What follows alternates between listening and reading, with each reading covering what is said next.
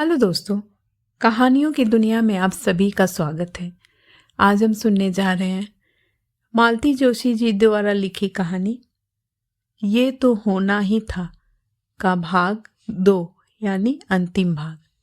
तो आइए सुनते हैं। दोपहर 12 बजे दरवाजे के सामने सामान वाला एक टेम्पो रुका। 2 लोग उतरे और कुछ सामान लेकर भूषण के पीछे पीछे ऊपर चले गए। कौन था? आहट सुनकर माँ किचन से बाहर आ गई थी। भैया शायद फ्रीज लेकर आए हैं, अंजना ने कहा। माँ ने गैस बंद की और हाथ धोए और सीधे ऊपर चली गई। पीछे पीछे अंजना थी। भूषण ने दोनों को देख लिया था, फिर भी अनदेखा करते हुए उन लोगों से बोला, आप ये सारे फंक्शंस मैडम को समझा दो, क्योंकि उन्हीं को ऑपरेट करना है। मैं तो दिन भर बाहर ही रहता हूँ। फिर वे लोग बताने लगे, इस नल से ठंडा पानी आएगा, इस नल से गर्म पानी आएगा, ये नल नॉर्मल पानी पीने के लिए है, नीचे छोटा सा फ्रिज है, एक आध कोल्ड ड्रिंक्स की बोतल, एक आध दूध का कार्टन रख सकती हैं, 20 लीटर की बोतल ऊपर फिट होगी। अगर आप 2 ही लोग हैं तो 3 दिन तक आराम से चलेगी। तो ये कॉन्ट्रैक्ट मैंने आपको दिया। हर संडे आप 2 बॉटल्स रख जाया कीजिएगा। और निधि डार्लिंग, तुम इन्हें उठाने की कोशिश मत करना, ये जिम्मेदारी मेरी रहेगी, क्योंकि ये बहुत हैवी है। इसके बाद भूषण ने उन लोगों को बख्शीश देकर विदा किया। वे लोग पूरी सीढ़ियां भी उतर नहीं पाए होंगे कि माँ ने पूछा, कितने फूंक डाले? पहले यह तो पूछो, यह चीज क्या है? एकदम पैसों पर ही उतर आती है। तुम्हें पता होना चाहिए कि बाजार में कोई चीज मुफ्त में नहीं मिलती। सो पता है, इसलिए पूछ रही हूं कि कितने उड़ा दिए। पैसे दे रही हो? तो अभी बिल पेश करता हूं। रहने दो, ऐसे चोचलों के लिए मेरे पास फालतू पैसे नहीं हैं। कहते हुए माँ कमरे से बाहर निकल गई। उन्हें नीचे उतरते हुए बाबूजी ने देख लिया था, शायद क्योंकि वे चिल्लाए, वहां बच्चों के कमरे में क्या करने गई थी? आपका बेटा एक अजूबा लाया है, देखने गई थी। आप भी देख आइए। रहने दो, मुझे तुम्हारी तरह दूसरों के कमरे में झांकने का शौक नहीं है। माँ, शाम को हम दोनों खाने पर नहीं हैं। कहाँ जा रहे हो? ऑफिस में पार्टी दे रहा हूँ। इसे भी ले जाओगे? शादी की पार्टी दे रहा हूँ, उसे तो ले जाना ही पड़ेगा। पिछली बार वह बहुत कम समय यहाँ थी, इसलिए नहीं हो पाया। फिर राखी पर चली जाएगी तो बहुत देर हो जाएगी। वैसे ऑलरेडी लेट हो ही गया है। हाँ, एक बात और, दोपहर 2 बजे कौशल्य आएगी और उसे पार्लर ले जाएगी।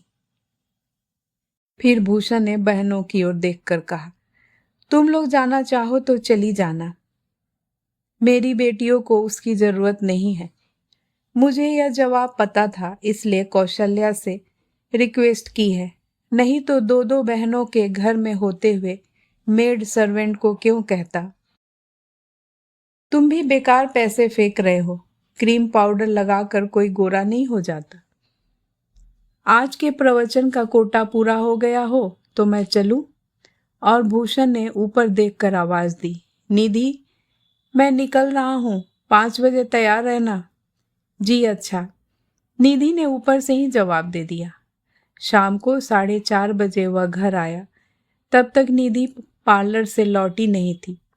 वह कपड़े बदलने ऊपर चला गया। पीछे पीछे रंजना भी चली गई। बोली, भैया, सुबह माँ के सामने हम बोल नहीं पाए थे, पर 21 को हमारी सहेली की शादी है, प्लीज उस दिन हमारे लिए पार्लर स्पॉन्सर कर दीजिए। अरे वाह, माँ की रूपवती कन्याओं को भी पार्लर की जरूरत पड़ गई। प्लीज भैया, माँ तो कुछ समझती है नहीं, बोलती चली जाती है। आजकल हर इवेंट से पहले लड़कियां पार्लर जाती हैं, तो यह बात कभी माँ के सामने बोलने की भी हिम्मत करो, ताकि उनके व्यंग की धार थोड़ी भोथरी हो जाए। वह और भी कुछ कहना चाहता था, तभी निधि का फोन आ गया। हाँ, तुम गाड़ी छोड़ दो, हम लोग दूसरी बुक कर लेंगे, उसने कहा। वह तैयार होकर नीचे उतरा, तब तक निधि लौट आई थी। कौशल्या बोली, देखिए भैया जी, आपकी दुल्हन कितनी सुंदर लग रही है। ऐसे रोज घुमाने ले जाया करो तो थोड़ा सजेगी संवरेगी। दिन भर कमरे में गुमसुम सी मुंह लटकाए बैठी रहती है। शोर सुनकर माँ बाहर निकल आई थी। आते ही उनकी नजर निधि की साड़ी पर पड़ी। बड़ी सुंदर साड़ी है। उस दिन तो अलमारी में नहीं थी, फॉल पिको के लिए गई थी। नई है? उसके उत्तर की प्रतीक्षा किए बिना उन्होंने भूषण की ओर देखा। बहनों की याद तो ना आई होगी? भूषण ने जानबूझकर विषयांतर करते हुए कहा। जरा कौशल्या की साड़ी तो देखिए, क्या गजब ढा रही है। कौशल्या खुश हो गई, बोली, वह परले मोहल्ले वाले माथुर साहब है ना, उनके बेटे की शादी हुई है। उसकी ससुराल से आई है। मथुराइन ने भी दी है, पर वह उतनी अच्छी नहीं है। मैं यह कपड़े ऊपर रख कर आती हूँ। निधि ने कहा, जल्दी आना, फिर मैं कैब बुक करता हूँ। कैब से जाओगे? माँ ने पूछा। भूषण ने जवाब नहीं दिया। तभी कौशल्या बोली, भैया जी, आपकी शादी की साड़ी अभी तक नहीं मिली। झूठ बोलती है, दी तो थी। वह तो पुरानी थी। ऐसी भी पुरानी नहीं थी, बस एक दो बार पहनी थी। कौशल्या, तुम्हारी साड़ी मेरी ओर से ड्यू है, जल्दी मिलेगी। और आज के लिए बहुत बहुत धन्यवाद। कौशल्या जब चली गई तो भूषण ने कहा, तुम तो कह रही थी कि निधि के यहाँ से इतनी घटिया साड़ियाँ आई थी कि तुमने सब नौकरानियों में बांट दी। घर की यह इकलौती नौकरानी तो शिकायत कर रही है कि उसे कोई साड़ी नहीं मिली। मुझसे हिसाब मांगेगा तू? तब तक बाबूजी बाहर निकल आए थे। बोले, और जो खास नौकरानी के लिए आई थी वह किसे दे दी? आपको कैसे पता? उन्होंने पूरी लिस्ट दी थी भाई। चाची, मामी, बुआ, मौसी, चचेरी बहनें, मौसेरी बहनें, नानी जी, इसके साथ ही एक नाम मेड सर्वेंट का भी था। तभी कैब आ गई और ऊपर से निधि भी। सो यह चर्चा वहीं थम गई। वह शाम बहुत शानदार रही। निधि सचमुच बहुत सुंदर लग रही थी। उसके चेहरे पर एक ग्लो था। वह सिर्फ मेकअप का कमाल नहीं था, खुशी की चमक थी। पति के साथ पहली बार बाहर जाने के उल्लास से उसका चेहरा दमक रहा था। पार्टी बहुत सफल रही। निधि के अभिजात ने सबका मन मोह लिया था। उसके व्यवहार में एक ग्रेस थी, एक सहजता थी, जिसे पता चलता था कि ऐसी पार्टियों की उसे आदत है। उसकी वाणी में एक सौम्यता थी, आवाज में एक खनक थी, और उसकी अंग्रेजी तो गजब की थी। सभी उसे प्रभावित हुए बिना नहीं रह सके और सबने भूषण को खूब सारी बधाइयां दी। और वह बनावटी नहीं था। इतनी सुहानी शाम के बाद घर लौटने का मन ही नहीं हुआ। चलो पिक्चर चलते हैं, भूषण ने कहा, और वे एक मल्टीप्लेक्स में चले गए। वातानुकूलित वातावरण में रिक्लाइनिंग चेयर पर 3 घंटे पास बैठकर जो सुकून मिला वह अद्भुत था। अरसे बाद एक निर्मल आनंद की अनुभूति हुई थी। जैसी कि उसे आशंका थी, दरवाजा माँ ने ही खोला। बड़ी देर कर दी? मैं ऊपर जा रही हूँ, निधि ने कहा और कमरे में चली गई। इस समय उसका ऊपर जाना ही श्रेयस्कर था। फिर भूषण ने कहा तो था कि देर हो जाएगी, पर इतनी देर? पिक्चर चले गए थे, बहनों की याद तो आई नहीं होगी। माँ, आज पहली बार उसे बाहर लेकर गया हूँ। क्या मेरा इतना सा सुख भी तुमसे सहा नहीं जाता? भूषण का वह रूप देखकर माँ एक बार तो सहम गई। उसका स्वर ही नहीं, आंखें भी अंगार उगल रही थी। फिर भी उन्होंने साहस बटोर कर कहा, मैं क्या दुश्मन हूँ तुम्हारी जो ऐसी बात कह रहा है? भीतर से बाबूजी की आवाज आई, आधी रात हो गई है, बच्चों को सोने दो, बाकी लड़ाई कल सुबह कर लेना। भूषण ने तिक्त स्वर में कहा, बाबूजी की बात सुन ली ना, अभी रात हो गई है, अब सो जाओ, रोज की तरह गश्त लगाने मत आ जाना। माँ आंखें फाड़ कर उसे देखती रह गई। तुम्हें क्या लगता है हमें पता नहीं चलता? बस रोज रोज दरवाजा खोलकर देखने का आलस आ जाता है। माँ को उसी तरह अकबकाई सी हालत में छोड़कर वह कमरे में चला आया। दरवाजा बंद करते हुए उसने देखा निधि पार्टी के साड़ियों में ही निष्पन्द बैठी हुई है। उसे देखते ही बोली, क्या हमारा पिक्चर जाना ठीक नहीं हुआ? देखो, मैं नीचे से काफी झेल कर आया हूं, अब तुम मत शुरू हो जाना प्लीज, उसने खींचकर कहा। सॉरी, निधि बोली और चुपचाप जाकर लेट गई। वह दोनों हाथों में सिर पकड़कर बैठ गया था। ये माँ को क्या होता जा रहा है? इन 2 महीनों में कितना बदल गई हैं। ताने उलाने के सिवा तीसरी बात उनके मुंह से नहीं निकलती। क्या माँ हमेशा से ऐसी थी कि अब ऐसी हो गई हैं? उसका दिमाग चक्कर खा रहा था, सिर घूम रहा था। उसे एक प्रसंग याद आया। शादी वाले दिन थे, घर में ढेर सारे मेहमान थे। वह बहुत उनिंदा हो रहा था, पर दिन के समय ऊपर कमरे में जाते हुए संकोच हो रहा था। एक कमरे में ढेर सारे बिस्तर पड़े थे, वह उन्हीं में से एक पर जाकर लेट गया।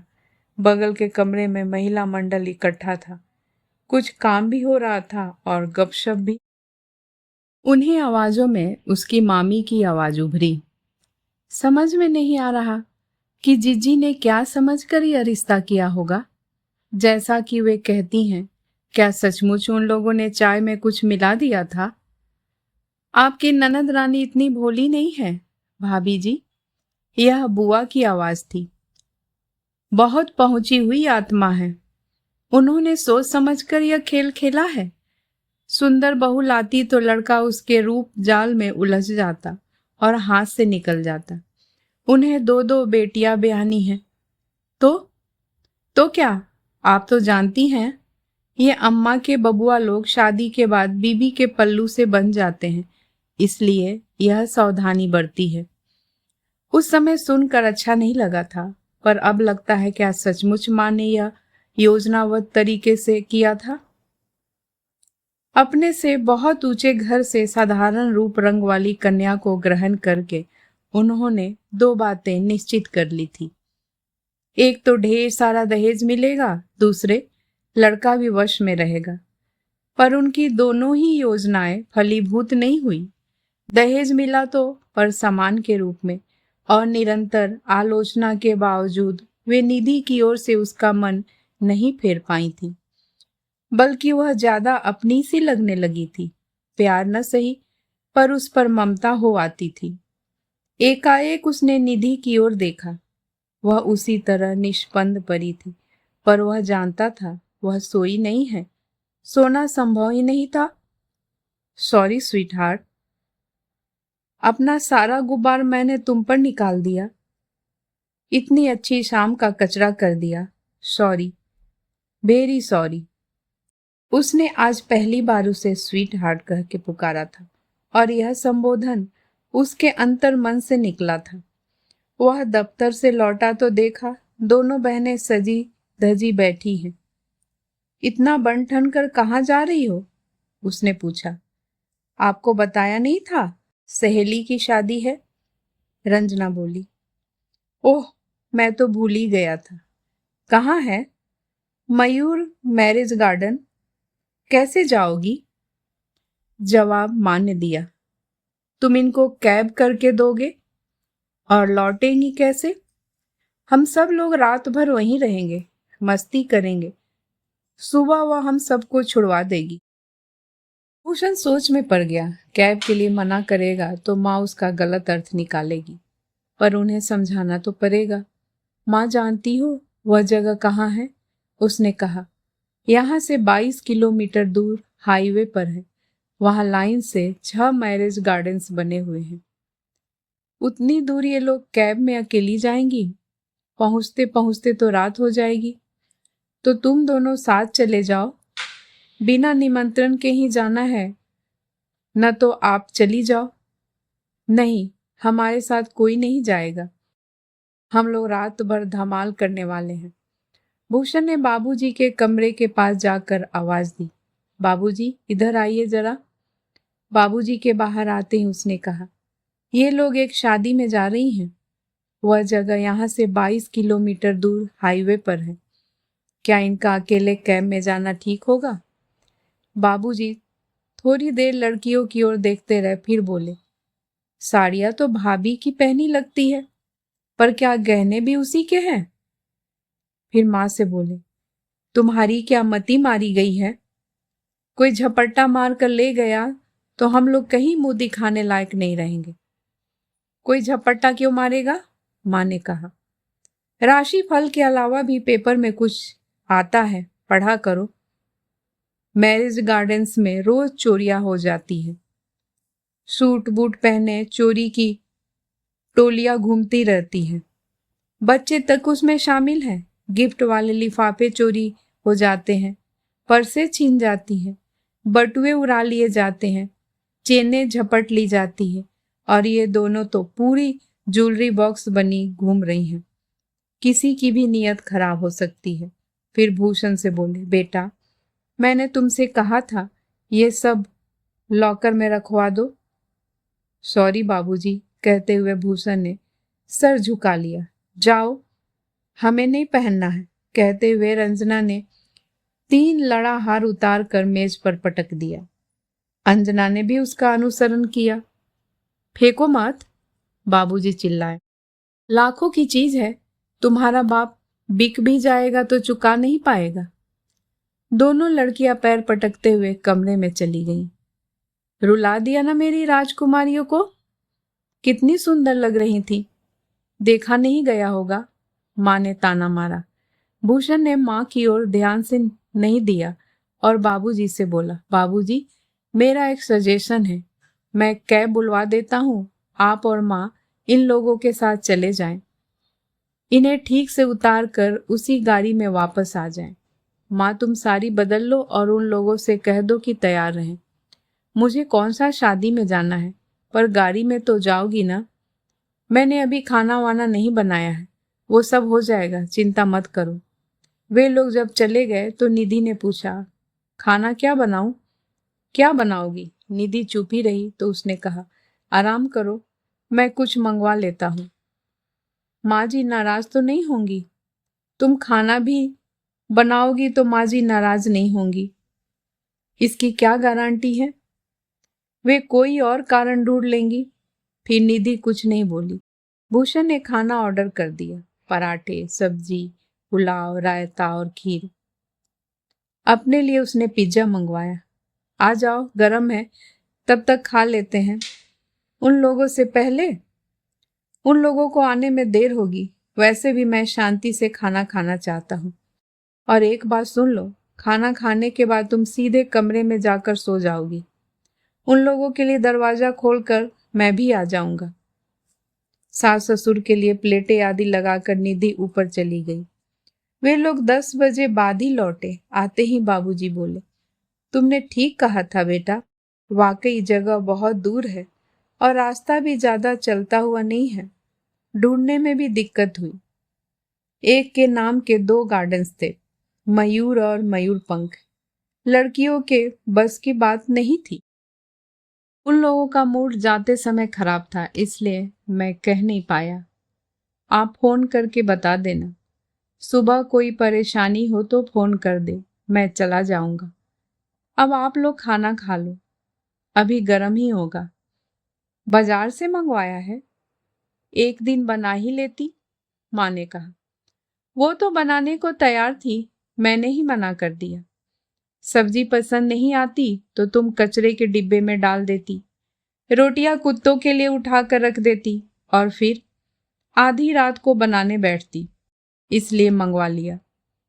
खूब कान भरे गए हैं, कान भरने की मोहलत ही कहाँ देती हो, रात भर तो कमरे का चक्कर काटा करती हो। ये जानकारी तो तुम्हारे शिकायत के पुलिंदे से ही इकट्ठा की है मैंने। रात भर क्या कह रहे हो तुम? बाबूजी की बात को अनसुना कर माँ ने कहा, वह डिब्बा क्या है? वह समझ गया कि माँ ने जानबूझकर उसका ध्यान बटाने की कोशिश की है। उसका मन तो हुआ कि बाबूजी को रात की गश्त के बारे में बता दे, पहली रात का किस्सा भी बता दे, पर चुप ही रह गया। बाबूजी का गुस्सा वह जानता है, माँ के प्राण ही ले लेंगे, उस डिब्बे के लिए पूछ रही हो? पिज्जा मंगवाया था। बहनों की याद तो ना आई होगी। भूषण को पता नहीं क्या हुआ, उसने माँ की बाह पकड़ी और उन्हें खींचकर फ्रिज के पास ले आया। अरे अरे, क्या कर रहा है? मेरा हाथ तोड़ेगा क्या? माँ चिल्लाई। तब उसे एहसास हुआ कि उसके भीतर का सारा रोष अनजाने ही उसकी पकड़ में उतर आया है। उसने हाथ छोड़ दिया और फ्रिज खोलकर खड़ा हो गया। मुझे मालूम था तुम यह बात जरूर कहोगी, इसलिए पहले से ही इंतजाम कर रखा है। ये डिब्बा रखा है, सुबह अपनी राजकुमारियों को खिला देना। वह ऊपर आया, तब हमेशा की तरह सर भन्ना रहा था और जैसी कि उसने कल्पना की थी, निधि पलंग पर चुपचाप बैठी थी। उसकी आंखों में असंख्य प्रश्न थे जिनके उत्तर भूषण के पास नहीं थे।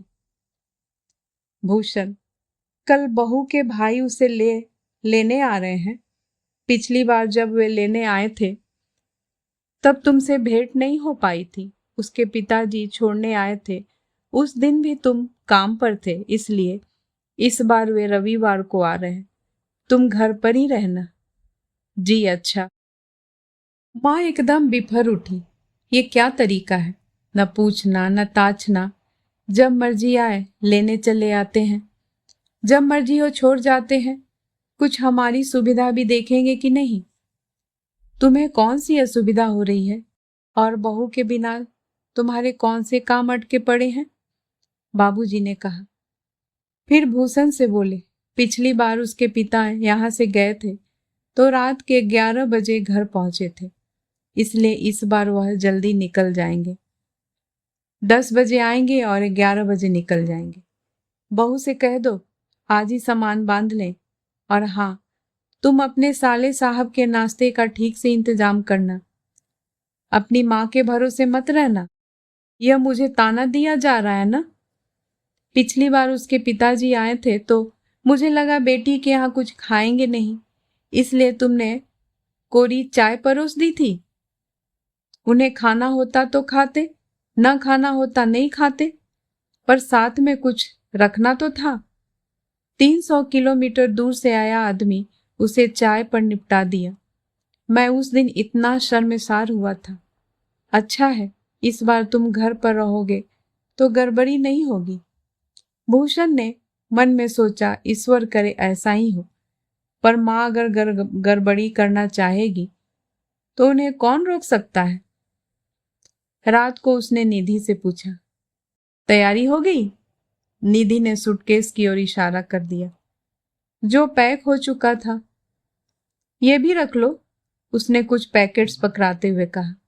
ये क्या है? कुछ नहीं, छुटके के लिए। क्या नाम है उसका? हाँ, तनिष्क के लिए टॉयज और टॉफी, और घर के लिए थोड़ी सी मिठाई। निधि ने वह सामान अपने हैंडबैग में डाल दिया, फिर बोली, ये 2 सूट्स रख कर जा रही हूं, आप दीदी लोगों को दे देना। और कल मैं जो साड़ी उतार कर जाऊंगी वह कौशल्या दीदी को दे दीजिएगा। मुझसे मिलेगी तो मैं ही दे दूंगी, नहीं तो आप ध्यान रखना। अपनी बहनों को कौशल्या के साथ लपेटना उसे अच्छा नहीं लगा, पर वह कुछ नहीं बोला। और हाँ, अलमारी में एक लहंगा सूट रखा है, डिब्बे में बंद है, इसलिए शायद माँ जी की उस दिन नजर नहीं पड़ी। मैंने एक बार बस शादी में पहना है, यहाँ ले आई थी कि अगर रिसेप्शन वगैरह होगा तो जरूरत पड़ेगी। अभी ऐसे ही रखे रहती है, जब रंजना दीदी की शादी होगी तब उन्हें निकाल कर दे दीजिएगा। तुम तो ऐसे कह रही हो जैसे रंजना की शादी में तुम नहीं रहोगी। निधि कुछ क्षण चुप रही, फिर एकदम बोली, I am not coming back. क्या? भूषण एक बारगी चौंक गया था। मैं अब यहाँ लौट कर नहीं आऊंगी। मैं तो इस बार भी नहीं आने वाली थी, पर मम्मी पापा ने जोर देकर कहा कि 4-5 दिन में तुमने ऐसा क्या देख लिया? इतनी जल्दी मनुष्य की पहचान नहीं होती है। महीना 15 दिन रहकर देखो, फिर सोचेंगे। अब मैंने रहकर भी देख लिया और मैं इस नतीजे पर पहुंची हूं कि मेरे कारण घर में बहुत कलह क्लेश हो रहा है। माँ बाबूजी की रोज झड़प होती है आपकी और माँ जी की भी नोक-झोंक चलती ही रहती है। वे कहती हैं, मेरा बेटा ऐसा नहीं था, कभी ऊंचे स्वर में बात नहीं करता था। अब तुम्हारा गुस्सा मुझ पर उतर रहा है। मैं नहीं जानती कि आप मुझ पर नाराज क्यों हैं। अपनी तरफ से तो मैं पूरी सावधानी बरतती हूँ, किसी को शिकायत का मौका नहीं देती, पर कहाँ क्या गलत हो जाता है समझ में नहीं आता। हर लड़की के लिए ससुराल एक अग्नि परीक्षा ही होती है। नए लोग, नया वातावरण, नई परिस्थितियां, एडजस्ट करते करते पसीना छूट जाता है। मैंने भी पूरी कोशिश की है, पर किसी को खुश नहीं कर पाई। मुझे आपसे कोई शिकायत नहीं है। बाबूजी तो संत आदमी है, वो अक्सर पापा की याद दिला देते हैं, पर बाकी लोग मुझसे खींचे खींचे से क्यों रहते हैं समझ में नहीं आता। शादी से पहले मैं बहुत खुश थी कि नंदों के रूप में दो दो सहेलियां मिलेगी।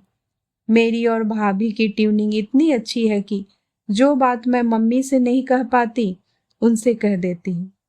We are just like friends. पर यहाँ दीदी लोगों से तो कोई इंट्रैक्शन ही नहीं हो सका, किसी ने होने ही नहीं दिया। आपको सुनकर अच्छा नहीं लगेगा, पर कौशल्या दीदी ने मुझे जो प्यार दिया उसका 10वां हिस्सा भी मुझे आपकी बहनों से नहीं मिला। माँ जी कहती हैं पैसे दे देकर मैंने उन्हें पटा लिया है, पर पैसे मैं क्या काम के लिए देती हूँ? प्यार को पैसे से खरीदा नहीं जा सकता। और माँ जी के लिए क्या कहूँ, उन्हें तो मेरी हर बात से शिकायत, मेरे रूप रंग से, मेरे व्यवहार से, मेरे दहेज से, मेरे घर वालों से। हर बार वे मुझे एक हीन बोध से भर देती हैं। मुझे ऐसे वातावरण में रहने की आदत नहीं है। मुझे आपसे कोई शिकायत नहीं है, but I am sorry. Please try to understand. हमेशा चुप चुप रहने वाली निधि धारा प्रवाह बोले जा रही थी और वह चकित होकर सुन रहा था। इस लड़की के मन में कितना आक्रोश भरा हुआ था। किसी दिन तो उसे बाहर आना ही था। बार बार सॉरी कहकर निधि जब चुप हुई तो उसका गला भर आया था और आंखें भी। भूषण की इच्छा हुई कि उसे गले से लगाकर प्यार से तसल्ली दे, पर हिम्मत नहीं पड़ी। लगा कि यह अधिकार उसने हमेशा के लिए खो दिया है। दोनों लेट गए और लेटे लेटे छत के पंखे को घूरते रहे। विदा की रात थी, पर लग रहा था अब कहने के लिए कुछ बचा ही नहीं है। सारे संवाद शेष हो गए हैं। तभी अचानक एक शोर सा उठा। लगा कि 4-5 चिड़िया अचानक ची ची कर उठी है। निधि घबरा कर उठ बैठी तो भूषण ने उसे खींच कर वापस सुला दिया और उसके मुंह पर हाथ रख दिया। वह छटपटा कर रह गई, न उठ सकी न कुछ बोल सकी। मुश्किल से 1.5-2 मिनट वह शोर रहा होगा, फिर एकाएक थम गया और सीढ़ियों पर उतरती पदचाप सुनाई दी। उसके साथ ही बाबूजी की करकदार आवाज भी, वहां ऊपर क्या कर रही हो, नीचे उतरो। साथ ही अंजना की आवाज थी, क्या हुआ बाबूजी? कुछ नहीं, अपने कमरे में जाओ। इसके बाद सब कुछ शांत हो गया। भूषण ने अपनी पकड़ ढीली की और निधि के मुंह पर से हाथ भी हटा लिया। निधि ने एक लंबी सांस ली और कांपते स्वर में पूछा, ये सब क्या था? अब क्या बताऊं, मेरी ही खुराफात थी। मतलब? मैंने 1-2 बार ताना दे दिया था तो माँ ने आजकल ऊपर आना छोड़ दिया था, पर मुझे विश्वास था कि आज वे जरूर आएंगी। मैं उनकी यह आदत छुड़ाना चाहता था, इसलिए बालकनी की मैट के नीचे मैंने 4-5 रबर के खिलौने छुपा दिए थे। मैंने सोचा किसी न किसी पर तो उनका पांव पड़ेगा ही, आवाज से वे चौंक जाएंगी और भाग खड़ी होंगी। पर घबराहट में शायद उन्होंने सभी खिलौनों को रौंद डाला। अच्छा खासा हंगामा हो गया। आपको ऐसा नहीं करना चाहिए था। मुझे अगर पता होता कि तुमने वापस न आने का मन बना लिया है तो ऐसा हरगिज न करता। माँ को नाहक जलील किया मैंने। पश्चाताप में उसके आंसू निकल आए। आई am sorry, really I am very sorry. तुम सॉरी क्यों बोल रही हो? It is all my fault. लेकिन यह सब मेरी वजह से ही हो रहा है ना। इसलिए अब मेरा यहाँ रहने का मन नहीं है। मैं फिर कहती हूँ कि मुझे आपसे कोई शिकायत नहीं है। आप और बाबूजी, आप दोनों के कारण मैं इतने दिन यहाँ रह पाई, पर मेरे सहने की भी एक सीमा है ना। There is a limit to my tolerance. Yes, I understand and I have no grudges, उसने सांत्वना पर शब्दों में कहा। एक प्रश्न बार बार उसके होठों तक आकर लौट रहा था, क्या तुम तलाक चाहती हो? पर वह इस प्रश्न से ऐसे बच रहा था जैसे लोग किसी अशुभ, अमंगल, अपवित्र शब्द के उच्चारण से बचते हैं। सुबह ठीक 10 बजे अविनाश की गाड़ी दरवाजे पर आकर रुकी। उसने बताया कि वह घर से शाम को ही चल पड़ा था, रात में कहीं रुक गया था, सुबह 6 बजे फिर चल पड़ा था, तभी समय पर पहुंच पाया है। सामान उतरवा कर गाड़ी सड़क पार नीम के पेड़ के नीचे पार कर दी गई। सामान में मिठाई का एक पूरा डाला था जिसने पूरी टेबल घेर ली थी। इसके साथ ही एक बड़ा बैग था। बैग खोलकर अविनाश ने उपहार बांटने शुरू किए। बाबूजी के लिए रेशमी कुर्ता पैजामा था और माँ के लिए चंदेरी साड़ी। भूषण के लिए सुनहरी घड़ी और सफारी सूट था। सबसे बड़ा नजराना तो बहनों के लिए था, 4 साड़ियों का एक एक गिफ्ट पैक। साले साहब के लिए भूषण ने नाश्ते का शाही इंतजाम किया था। उसने माँ बहनों से कहना चाहा था कि बस थोड़ा प्रसन्न चेहरा रखे, मुस्कान के साथ अतिथि की खातिरदारी करे तो मेरा श्रम सार्थक होगा, पर उसे कुछ कहना नहीं पड़ा।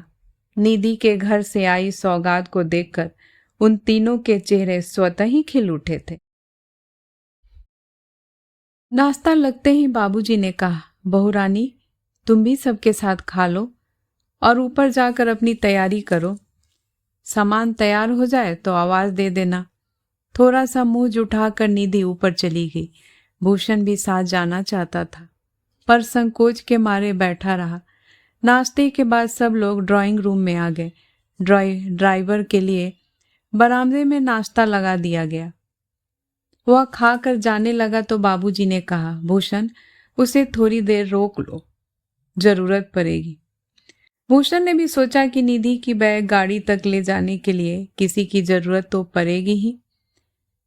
जब सब लोग व्यवस्थित होकर बैठ गए तो बाबूजी ने गंभीर स्वर में कहा, अविनाश बेटा, हम तुम्हारी तरह बड़े आदमी नहीं हैं, पर इतने गए गुजरे भी नहीं हैं कि खैरात ले लेंगे। अंकल, आप ये क्या कह रहे हैं? मैं जो कुछ भी कह रहा हूँ बहुत सोच समझ कर कह रहा हूँ। लोग कहीं मिलने जाते हैं तो मिठाई जरूर लेकर जाते हैं, पर तुम तो पूरा मिष्टान भंडार उठा कर लाए हो। राखी का नेग एक साड़ी का होता है, पूरी दुकान का नहीं। अंकल, मम्मी ने राखी, तीज, दशहरा और दिवाली की 4 साड़ियाँ रखवाई थी। फिर मकर संक्रांति, होली, गणगौर, इनको भी तो चाहिए ना। देखो, हम तुम्हारा अपमान नहीं करना चाहते, इसलिए एक एक साड़ी मैं रख लेता हूँ, बाकी गाड़ी में रखवा दो। भूषण, मिठाई का एक पैकेट निकाल कर बाकी सब भिजवा दो। अंकल, कम से कम मिठाई तो रहने देते। नहीं, मैं यहाँ बांटता फिरूंगा, इससे अच्छा है तुम ही कहीं बांट दो। एक बात और, आज तो हमने तुम्हारा मान रख लिया, पर अगली बार जब आओ तो केवल अपनी बहन और बहनोई के लिए सौगात लाना। पूरे घर की पहरावनी करने की जरूरत नहीं है।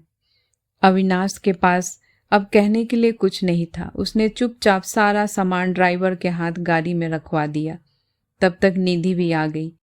उसने सास ससुर के चरण छुए, नंदों के गले मिली और सड़क पार खड़ी गाड़ी में जाकर बैठ गई। उसका सामान लेकर भूषण और अविनाश भी वहां पहुंच गए। वे दोनों एक तरफ खड़े होकर बात कर रहे थे कि भूषण ने देखा दोनों बहनें चली आ रही हैं। जरूर इन्हें बाबूजी ने भेजा होगा, साथ आती तो कोई बात भी थी। उसने तीक्ष्ण स्वर में कहा, यहाँ धूप में मत खड़ी हो, जाओ घर में जाओ। और यह बात कहते हुए उसने देखा कि माँ बरामदे की जाली से लगी खड़ी हैं। उनकी यह ताक झाक करने की आदत पता नहीं कब जाएगी। उन लोगों को विदा करके 15 मिनट बाद जब वह लौटा तब भी माँ वहीं खड़ी थी। यहाँ खड़ी क्या कर रही हो? उसकी सारी खीज उसके स्वर में उतर आई थी। देख रही थी इतनी देर क्या बातें हो रही थी। मियाँ बीबी की बातें तो सुनती ही हो, अब तुम्हें साले बहनोई की बातों में भी रस आने लगा। कहते हुए वह कमरे में गया। देखा बाबूजी दोनों हाथों में सिर पकड़े निश्चल बैठे हुए हैं।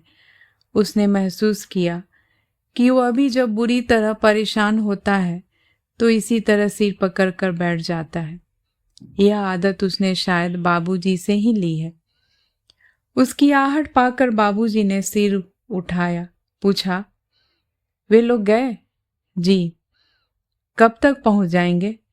बाबूजी पूछ ही रहे थे कि रंजना ने साड़ियाँ उठा ली। बाबूजी एकदम चीखे, रखो नीचे, खबरदार जो हाथ लगाया। रंजना सहम कर पीछे हट गई। बाबूजी का गरजना जारी था। माँ बेटी तीनों मिलकर बहू की अलमारी खंगालती रही हो, इसलिए वह साड़ियों का गट्ठर मुंह पर फेंक गया है। उस दिन तुम्हारी माँ ने मिठाई का ताना दिया था, इसलिए पूरी दुकान यहाँ उठा लाया।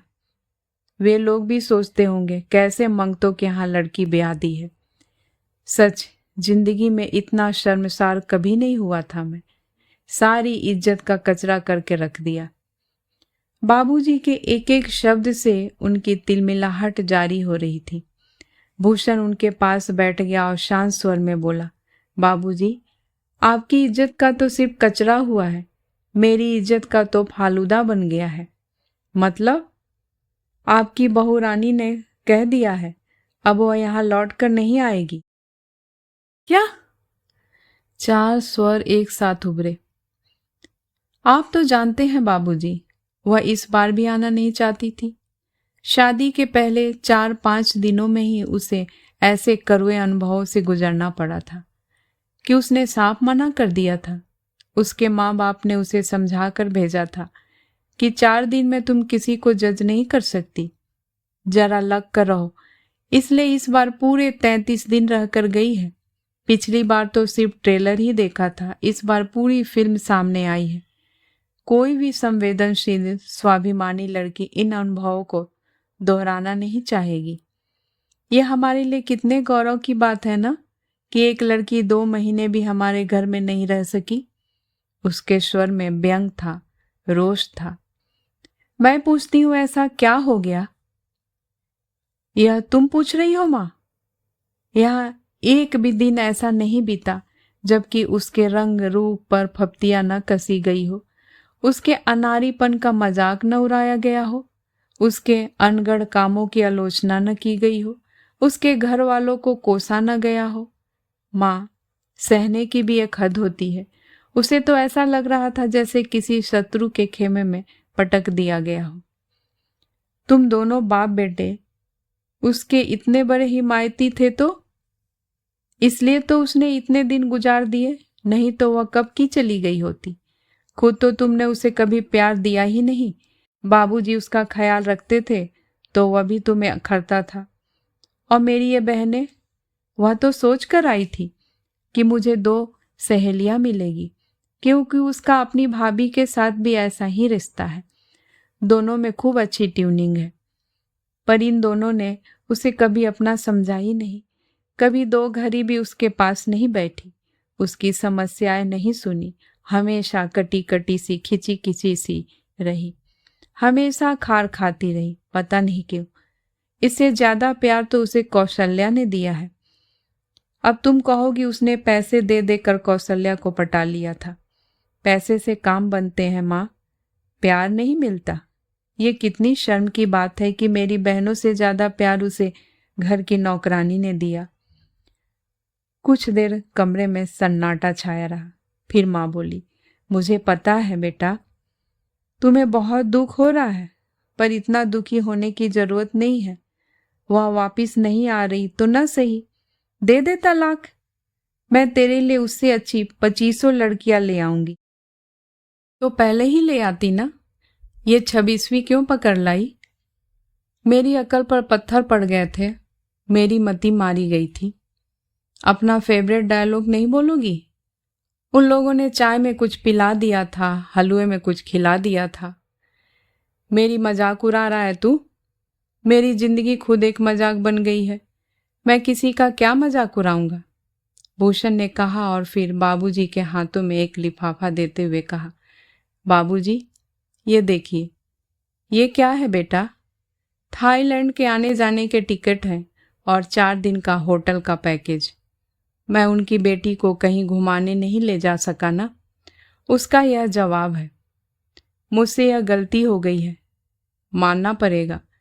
मैं ऐसी वैसी जगह जाना नहीं चाहता था और बहुत ऊंची जगह जाने की मेरी सामर्थ्य नहीं थी। हिम्मत करके किसी हिल स्टेशन चला भी जाता तो घर में भूचाल आ जाता। सिर्फ एक दिन हम लोग सिनेमा चले गए थे, तब कैसा कांड हुआ था आपने देखा था ना। बस तुम लोग हर बात मुझ पर डाल दिया करो, माँ बुनबुनाई। मैं कुछ गलत कह रहा हूँ? उस दिन आधी रात को तुमने कैसा तमाशा किया था, भूल गई? ऐसी सास मैंने पहली बार देखी जो बहू से ईर्ष्या करती हो। उसके लिए मैं साड़ी लाऊं तो तुम्हें जलन होती है, उसे टैक्सी में ले जाऊं तो तुम्हें तकलीफ होती है। उस दिन मामूली से पिज्जा के लिए तुमने सुना डाला। सचमुच हनीमून पर चला जाता तो पता नहीं क्या बवाल करती। फिर कुछ देर तक ठहर कर बोला, किस्सा अभी खत्म नहीं हुआ है बाबूजी। मतलब? आप जानते हैं, शहर में स्नेह नगर नामक पॉश कॉलोनी है। वहाँ एक बहुमंजिला इमारत बनी है, अंजलि टावर्स। वहाँ मेरे लिए एक 3 BHK बुक किया गया है। नवरात्रि में गृह प्रवेश होगा। तू तो कह रहा था वो वापस नहीं आएगी, माँ ने पूछा। उसने अपने माँ बाप से भी यह बात कही होगी, तभी तो आनन फानन में उन्होंने यह फ्लैट बुक कर दिया है। इतना पैसा है उनके पास, खरे खरे फ्लैट बुक कर लिया। बच्चों की खुशी के लिए कई बार माँ बाप हैसियत से ज़्यादा कर जाते हैं। खैर, तुमने उसका सामान अभी खोला नहीं है ना? उसे पैक ही रहने दो, शिफ्टिंग में सुविधा होगी। बाबूजी बोले, बेटा, तुम्हारे कमरे में जो भी सामान है उन्हीं लोगों का दिया हुआ है, वह भी लेते जाना। जी। तू वहाँ रहने जाएगा? माँ ने पूछा। तो क्या वो अकेली रहेगी वहाँ? तो फिर ताजमहल का क्या होगा? अनजाने ही सही माँ, तुमने इस कमरे को सही नाम दिया है। तुम तो जानती है, ताजमहल किसी महल का नाम नहीं है, वह मुमताज महल की कब्र है। हमारी भी सारी इच्छाएं, आशाएं, उमंगें उस कमरे में दफन होकर रह गई है। एक रात हम वहाँ चैन से नहीं सोए हैं।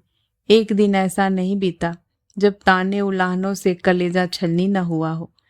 मेरे ऑफिस को निकलते समय रोज कुछ न कुछ बखेरा होता था। लौटते समय भी मन में धुक धुकी बनी रहती थी कि घर जाकर पता नहीं क्या देखना सुनना है। ये 2 महीने तो व्यर्थ ही निकल गए। अब नई जगह में जाकर जिंदगी की नई शुरुआत करके देखते हैं। और भूषण उठकर चला गया।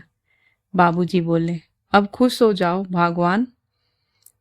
जो तुम्हारी आंख की किरकिरी थी, जिसे देख देख कर तुम्हारा जी जलता था, वह चली गई। अब कलेजा ठंडा करो। मुझे ताना दे रहे हो? नहीं, बधाई दे रहा हूं, माँ भुनभुनाई। काली कल उठी थी, फिर भी ऐसा जादू कर गई। रूपमती होती तो पता नहीं क्या करती। रूपमती होती तो तुम्हारे घर झांकने भी नहीं आती। मजबूरी में ही उन लोगों ने इधर का रुख किया था। उन्होंने सिर्फ बर को देखा। वे जानते थे घर तो वे कभी भी दे सकते हैं, दे ही रहे हैं। अपनी कमजोरी को ढांपने के लिए उन्होंने रुपयों का उपयोग किया, क्योंकि उन्हें पता था कि दुनिया में तुम जैसे लोग भी होते हैं जो रुपयों की चकाचौंध में होश खो बैठते हैं। उन्हीं रुपयों की लालच में तुम उनकी साधारण रूप रंग वाली कन्या को ब्याह लाई और फिर पहले दिन से उस पर व्यंग बाणों की बौछार करके उसका जीना मुश्किल कर दिया। तुम भूल गई कि तुम्हारी भी 2 बेटियां हैं। तुम्हें उनकी सुंदरता पर नाज है, पर तुम्हें यह पता नहीं है कि शादी के मार्केट में रूप नहीं, रुपया चलता है। जो उनके बाप के पास बिल्कुल नहीं है। अगर उन दोनों को तुम जैसी खूसट सास मिल गई तो पूरी जिंदगी ताने ही सुनती रहेगी। अपनी ही बेटियों को बद्दुआ दे रहे हो। मैं क्या बद्दुआ दूंगा, बद्दुआ तो बहू के माँ बाप दे रहे होंगे और वो फल भी रहे हैं। पहले घर की लक्ष्मी रूठ कर चली गई, अब बेटा भी जा रहा है। अब तुम आनंद करो। कहानी सुनने के लिए बहुत बहुत धन्यवाद। अगर आपको ये कहानी अच्छी लगी है तो प्लीज़ मेरे चैनल को लाइक एंड सब्सक्राइब ज़रूर करें। मैं फिर हाजिर होंगी एक नई कहानी के साथ। तब तक के लिए नमस्कार।